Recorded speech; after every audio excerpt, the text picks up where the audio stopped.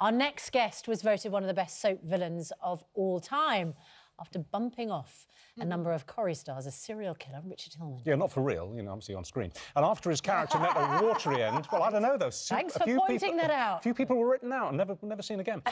Brian Capron, or maybe I should say Capron, because his dad was French, he was just telling us, is now back showing his sensitive side as he treads the boards in the stage adaptation of Doctor Dolittle. It is apparently quite a show. We're going to be chatting to him in just a moment, but first, let's remind ourselves of his reign of terror. It wasn't real, by the way. We love each other.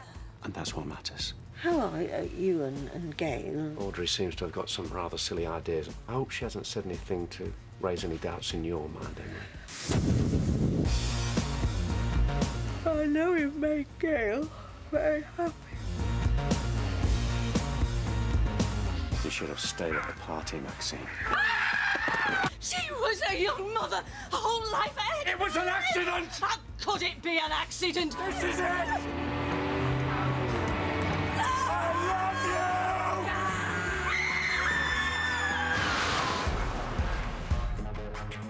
Yeah. Wow. Terrifying. Brian Capron joins us now. Very good morning to you. You were saying how fantastic it was to be involved in such a terrific storyline. It was just a lucky thing, you know, because you can go into a soap and come out and nothing happens, you know. It's a confluence of circumstances. And I was there when new producers came in and decided to go back to the long burn storylines. And I think the thing about my storyline, apart from the guy being a family-loving man, I think that's what we worked on. Yeah. But there was a lot of dark humour around him, you know. One of my favourite bits, as an example, was when I was walking down the road and I was after Audrey, and she goes, "Hello, Richard," and I go, "Goodbye, Audrey."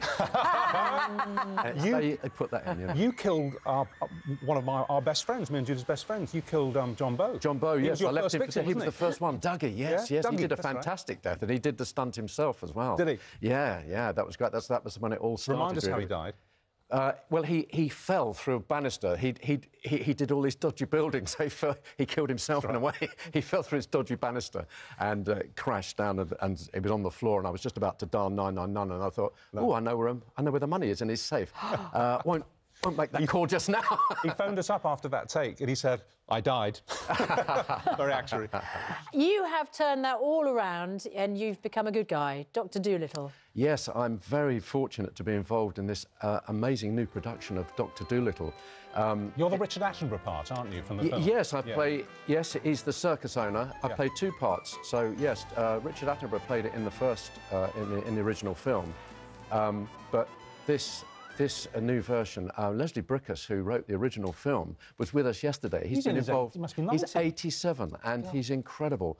And he's helped to rewrite it, make it more relevant. The show's lovely and tight. And we've also got an amazing Broadway choreographer called Joss Rhodes, who's come over, and he's got such flair and imagination. But the big thing is the puppets. So you're not working with animals, you're working with puppeteers. Yes, and the puppet. If anybody's seen War Horse, we're using the same kind of. It's the War Horse operation, is it? Yeah. The same people who made the War Horse puppets. So they're inhabited by performers. Some of them. Yeah. They're all operated. So.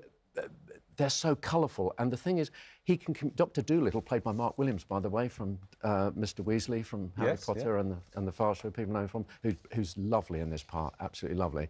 He can communicate with the animals, and they can respond, with sounds and with their actions. So they're funny, they're charming, they're hysterically funny sometimes, and very moving. How many animals are there? How many We've got 36. Wow. And we've got a company of 26 people, 15 backstage, 11-piece orchestra. This is a big show, and I don't know what I'm doing in it, really. I'm not a musical theatre person, but it's the best show you've been involved in. It absolutely is. We did a run-through yesterday. We were rehearsing for 6 or 7 weeks.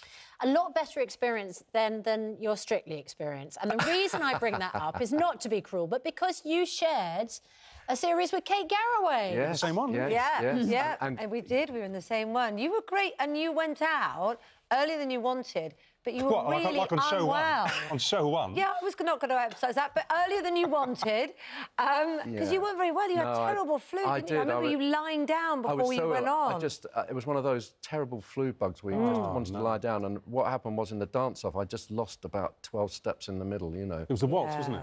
Yes, and... Craig Greville Hall, he wanted me to stay in, but the other two didn't, so that was that. But after that, my wife knew I was quite upset, so she made me do Celebrity Master Chef, and I got through to the final, so hey. I managed to get my reputation What do you think about the curse of Strictly? What's your view on it? I don't know, really. It certainly didn't affect me in any way. Oh, you were ill. Good chance. I don't know. I suppose it's the fact that you dance very closely with the dancers over a certain amount of time. Can you see it? Can you see how it can happen? Can I see how it can happen? Yeah, having done it. Not the curse, but, you know, the show. Thing. Yeah, you are. Well, there is a physical intimacy that you don't get in any other... I mean, the physical intimacy, dancing, just to highlight, that you don't get in any other life, really. Yeah. When would you ever say hi to a stranger and then go like straight like that? And you're very close. You are very close. Yeah. And everyone's so attractive. Well, they are. It's a fact. Would you do it, Richard? Strictly, I think I'm probably a bit past it now. No. I've got this back. Yeah. Can I just say that Doctor Dolittle opens on the 9th of November at Bromley, and then it goes to Manchester at the Lowry Theatre all over Christmas. Are you at the Bromley Churchill Theatre? Yes, we are. I remember it well. And then it's we're all over Christmas. Are you doing Christmas Eve? At the Lowry. Yes, we are. Well, that's Christmas Eve. Eve. To see on Christmas Eve. Yeah, so it's going to be lovely. I've played the Lowry Theatre before. It's going to be beautiful. And then it tours for at least a year and probably go on an international tour after that. It's lovely because the regions get it first. You're going to be exhausted. They go. What's your best song? What's your best number? Well, I have the biggest number in the show, one of the biggest numbers in the show, called Never Seen anything like it in my life. Yeah, with the double-headed llama, which in our show is just the best. And it's got two performers in it. Is that the Push You Pull You? The Push Me Pull You, and it dances and it does tricks and it skips. I shouldn't even say that because I'm supposed to keep that as a surprise, but I tell you, this is a show. And have you got a good voice? Have you got a good singing voice? Well, I wouldn't call myself a singer. I wouldn't. No. Well, great. You've never seen anything like it. Fantastic. All right, Brian Capron, all the very best. Thank you so much.